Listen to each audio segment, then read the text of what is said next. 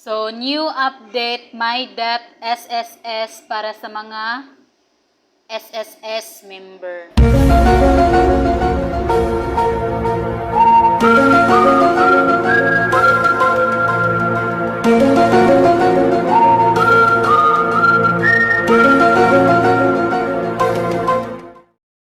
So, pag nag-login ka, kailangan active yung mobile number na nakaregister sa SSS.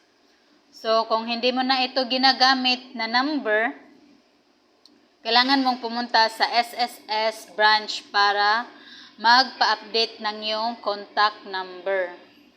So, kailangan mong magdala ng valid ID and fill up E4 form. So, downloadable siya through SSS website or pwede kang makakuha sa SSS branch ng copy ng A4 form. So, sa A4 form, member data change request. So, fill up mo yung part 1 sa A, personal data, then sa B, data change. So, sa letter F yung piliin mo, updating contact information. So, select mobile or cellphone number. Or depende sa'yo kung gusto mo na rin i-update yung email address or address mo. So, once update na yung contact number, so pag nag-login ka sa my.sss, so makakatanggap ka na ng OTP. So, minsan matagal kang makatanggap ng OTP, mag-expire na. So, login ka naman uli.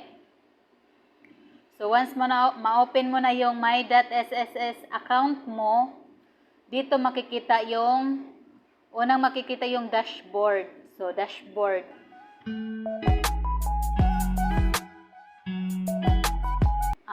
Member information, details mo.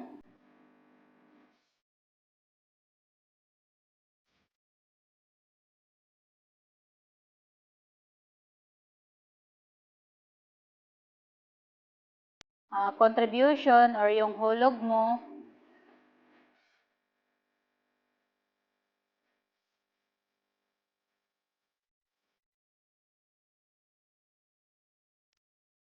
So, under services, disbursement account kung gusto mong mag-enroll ng bank account.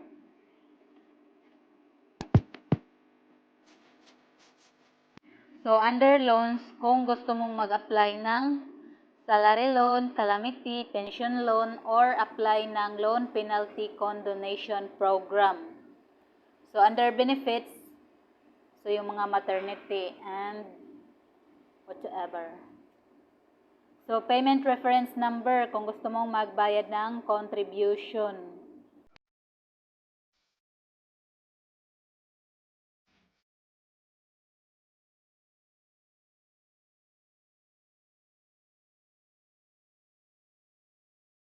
And loan.